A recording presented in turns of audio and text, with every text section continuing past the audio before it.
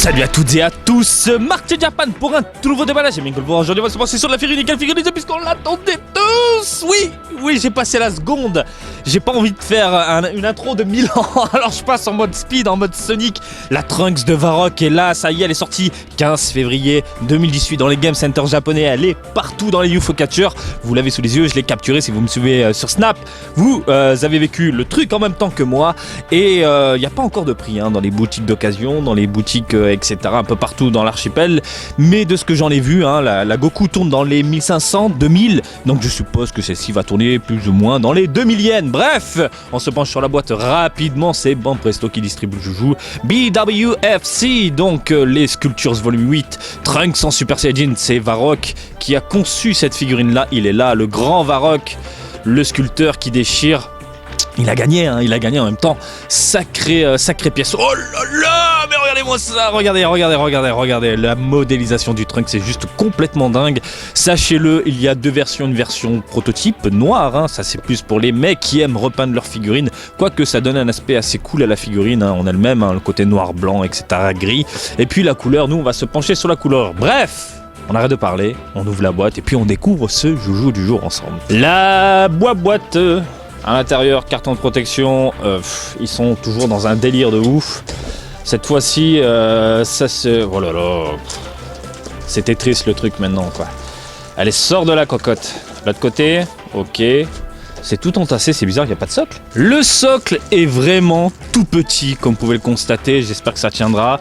Et puis on a donc 1, 2, 3, 4 et 5 pièces. Donc ici, au niveau de la main, il faut...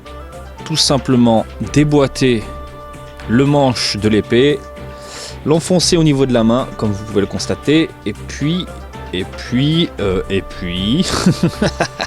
voilà.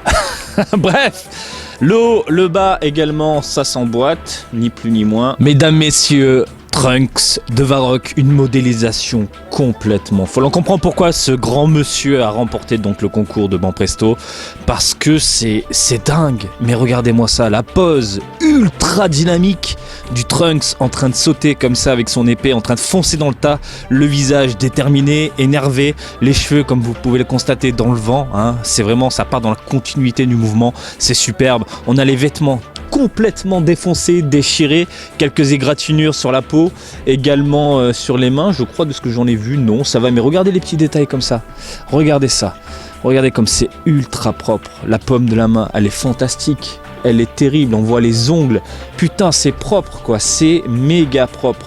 On a quelques contrastes au niveau du visage, donc de légères couleurs pour intensifier plus ou moins l'expression bien énervée du personnage.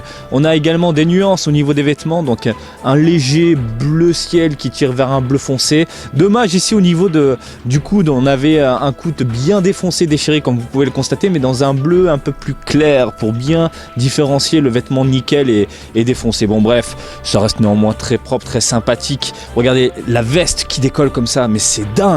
C'est dingue. J'ai pu, vous le savez, assister à un petit cours de modélisation pour créer le visage de Goku. C'était galère, mais là, j'imagine même pas les heures et les heures de travail du gars, quoi.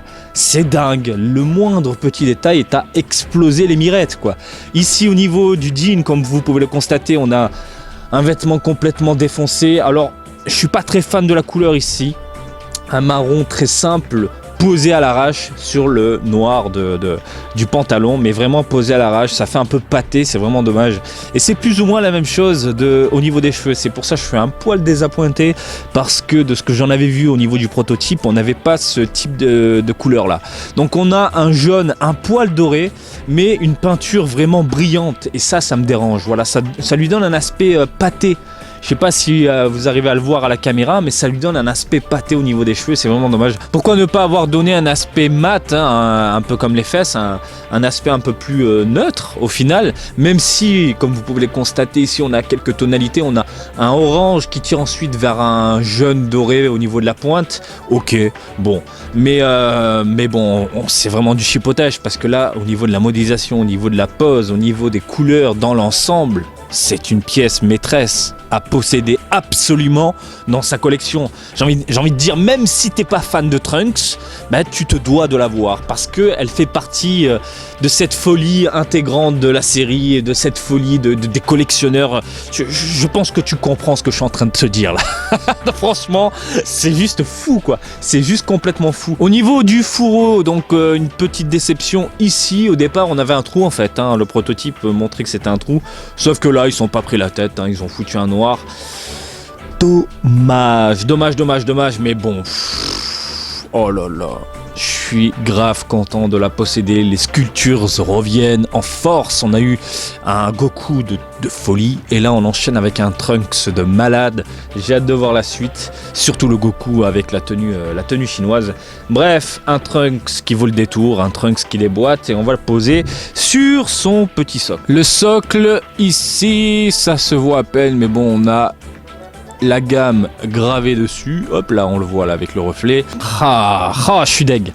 Je suis vraiment deg parce que le socle est trop petit, la figurine elle est mastoc, du coup au niveau de l'équilibre c'est pas trop ça quoi, ça se pète la tronche, faut le mettre sur une surface hyper plate.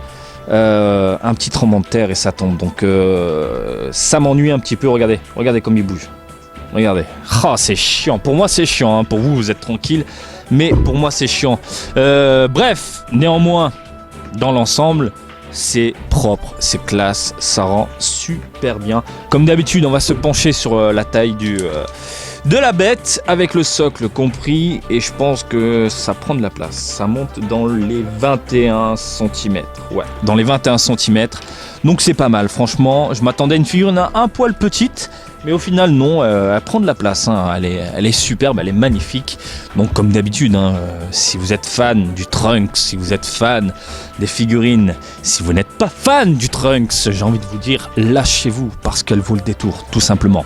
Voilà, j'espère que ce petit déballage du jour vous a plu. Comme d'habitude, je vous invite à me suivre sur Twitter, Marty_Japan pour de l'actu Dragon Ball en direct du Japon, mais aussi sur Facebook, Marty Japan du DBZ du Japon. Et je vous dis à très bientôt. Allez, salut, bisous, ciao ciao.